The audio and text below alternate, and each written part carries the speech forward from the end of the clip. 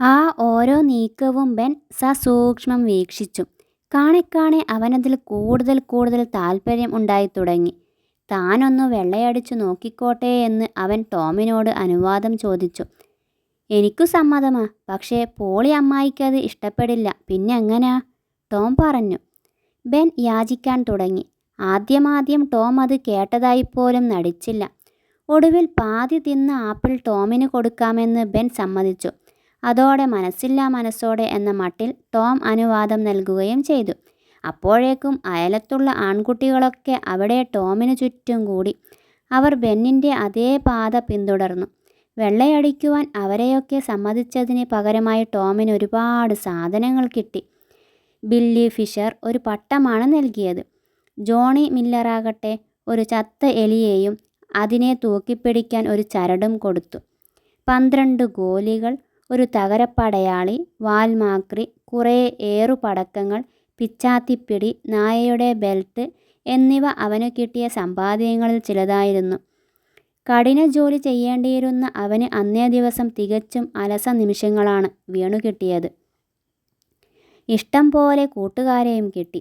വേലിയിൽ വെള്ളയടിക്കുന്ന ജോലി അപ്പോഴേക്കും തീർന്നുപോയി. അല്ലെങ്കിൽ ആ ഗ്രാമത്തിലെ ആൺകുട്ടികൾ മുഴുവൻ പാപ്പരായേനെ. ആ ദിവസം ടോം അറിയാതെ തന്നെ വലിയ ഒരു സിദ്ധാന്തം കൂടി പഠിച്ചു. ഒരു വലിയ മനുഷ്യനോ ചെറിയ പയ്യനോ ഒരു കാര്യത്തോട് അതിയായ ആഗ്രഹം ഉണ്ടാവണമെങ്കിൽ അതു കിട്ടാൻ പ്രയാസമുള്ളതാണെന്ന ഒരു തോന്നൽ അയാൾക്ക് അല്ലെങ്കിൽ അവന് ഉണ്ടാവണം. വെള്ളയടിക്കൽ കഴിഞ്ഞ ഉടനെ ടോം പോളി അമ്മായിക്കരികിലേക്ക് വന്നു. ഇനി ഞാൻ പോയി കളിച്ചോട്ടെ അമ്മായി?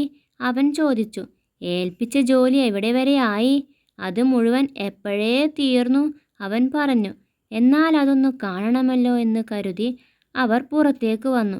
കാരണം ടോം പറഞ്ഞത് വിശ്വസിക്കാൻ അവർ തയ്യാറല്ലായിരുന്നു. എന്നാൽ മതിൽ മുഴുവൻ വെള്ളയടിച്ചു ഭംഗിയാക്കിയത് കണ്ടപ്പോഴുള്ള അവരുടെ വിസ്മയം പറഞ്ഞറിയിക്കാൻ പറ്റാത്തതായിരുന്നു. അപ്പോൾ വേണമെന്ന് വെച്ചാൽ നന്നായി ജോലി ചെയ്യാൻ നിനക്ക് കഴിയും അല്ലേ ടോം? അവർ അവനെ അഭിനന്ദിച്ചു. തുടർന്ന് അവർ അകത്തുനിന്ന് നല്ലൊരു ആപ്പിൾ തിരഞ്ഞെടുത്ത് അവന് നൽകുകയും ചെയ്തു. പെട്ടെന്നു തന്നെ കളിക്കാനായി അവൻ പുറത്തേക്കോടി.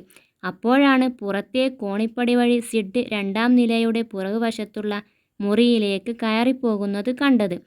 ടോം കുറേ പൂഴി വാരി അവൻ്റെ നേരെ എറിഞ്ഞു. അത് അവൻ്റെ തലയിലും മുഖത്തും വീണു. പോളി അമ്മായി സിഡിൻ്റെ രക്ഷയ്ക്കെത്തിയപ്പോഴേക്കും ടോം വേലി ചാടി ഓടിപ്പോയിരുന്നു. സിഡിനു നല്ലത് കൊടുക്കാൻ കഴിഞ്ഞത് ടോമിനൽപ്പം സമാധാനം കിട്ടി. കാരണം ടോം ചെയ്യേണ്ട ജോലിയെപ്പറ്റി അമ്മായിയെ ഓർമ്മിപ്പിച്ചത് അവനാണല്ലോ. ജെഫ് താച്ചർ താമസിക്കുന്ന വീടിനരികിലൂടെ പോകുമ്പോൾ അവിടെ നീല കണ്ണുള്ള ഒരു പെൺകുട്ടിയെ അവൻ കണ്ടു. നീണ്ട സ്വർണ്ണമുടി 2ആയി മെടഞ്ഞിട്ട ആ കൊച്ചു സുന്ദരി വെളുത്ത വേനൽക്കാല വസ്ത്രങ്ങളും ചിത്രത്തുന്നലുള്ള കാൽച്ചട്ടയും ധരിച്ചിരുന്നു. ആരാധനയോടെ അവൻ ആ പെൺകുട്ടിയെ നോക്കി നിന്നു. അവളതു കണ്ടെന്നു മനസ്സിലായ ഉടനെ നോട്ടം പിൻവലിച്ച് അവളുടെ ശ്രദ്ധ ആകർഷിക്കാനായി അവൻ ഓരോരോ വികൃതികൾ കാട്ടിത്തുടങ്ങി. തല കുത്തി നിന്നു, വണ്ടിച്ചക്രം ഓടിച്ചു, മൂക്കിൻ തുമ്പിൽ സ്ട്രോ വെച്ച് അഭ്യാസം കാണിച്ചു. അങ്ങനെ പല കോമാളിത്തരങ്ങളും അവിടെ അരങ്ങേറി. അതൊക്കെ കണ്ട് അടക്കിച്ചിരിച്ചുകൊണ്ട് അകത്തേക്ക് കയറിപ്പോകുന്നതിനിടയിൽ ആ പെൺകുട്ടി ടോമിൻ്റെ നേർക്ക് ഒരു പൂവെറിഞ്ഞു കൊടുത്തു. പിന്നെയും കുറേ സമയം കൂടി അവൻ അവിടെയൊക്കെ ചുറ്റിപ്പറ്റി നിന്നു. ഒടുവിൽ മനസ്സില്ലാ മനസ്സോടെ വീട്ടിലേക്ക് തിരിച്ചു. തല നിറയെ സ്വപ്നങ്ങളായിരുന്നു. സിഡിനെ പൂഴി അഭിഷേകം നടത്തിയതിന് അമ്മായിയുടെ കയ്യിൽ നിന്ന് വയറു നിറയെ വഴക്കു കിട്ടി. പക്ഷേ അവനൊരു കൂസലും ഉണ്ടായില്ല. അത്താഴം കഴിക്കവേ സിഡ് പഞ്ചസാര കൈയിട്ടു വാരാൻ ശ്രമിച്ചപ്പോൾ പാത്രം താഴെ വീണുടഞ്ഞു. ടോമാണത് ചെയ്തതെന്ന് ധരിച്ച് അമ്മായി അവന് നല്ല അടി കൊടുത്തു. ഞാനല്ലത് ചെയ്തത്, സിഡാണ്. എന്നിട്ടും എന്തിനാ അമ്മായി എന്നെ വെറുതെ അടിച്ചത്? രോഷത്തോടെ ടോം ചോദിച്ചു. പോളി അമ്മായി മറുപടിയൊന്നും പറഞ്ഞില്ല. കാരണം തനിക്ക് തെറ്റുപറ്റിപ്പോയെന്ന് സമ്മതിക്കാൻ ഒരു മടി. എന്നാൽ അമ്മായിയുടെ മനസ്സ് തൻ്റെ മുന്നിൽ മുട്ടുമടക്കിക്കഴിഞ്ഞുവെന്ന് അവൻ അറിയുന്നുണ്ടായിരുന്നു. ഇടയ്ക്കിടെ അവരുടെ കരുണാർദ്രമായ നോട്ടം തൻ്റെ മേൽ വീഴുന്നുണ്ടെന്ന് കണ്ണീരിൻ്റെ നേർത്ത പാളിക്കിടയിലൂടെ ടോം കണ്ടു. എന്നിട്ടും അവനത് ഗൗനിക്കാനേ പോയില്ല. കുറേ സമയം അങ്ങനെ ഇരുന്ന ശേഷം ഏകാന്തത തേടി അവൻ പുറത്തിറങ്ങി. ആൺകുട്ടികളുടെ സ്ഥിരം താവളങ്ങളിൽ നിന്ന് ഒരുപാടകന്ന് തകർന്ന മനസ്സിന് ആശ്വാസമേകുന്ന ഏകാന്തമായ ഒരു സ്ഥലം ടോം അന്വേഷിച്ചു. നദിക്കരയിലെ ഒരു വലിയ ചങ്ങാടം അവനെ മാടി വിളിച്ചു. അവൻ അതിൻ്റെ ഒരു ഓരത്തിരുന്ന് അരുവിയുടെ ഇരുണ്ട വിശാലത ശരിക്കും ആസ്വദിച്ചു.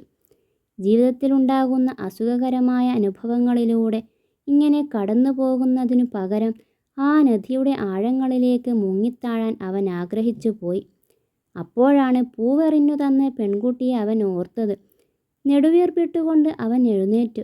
വിജനമായ തെരുവിലൂടെ ആ പെൺകുട്ടിയുടെ വീടിനെ ലക്ഷ്യമാക്കി അവൻ നടന്നു.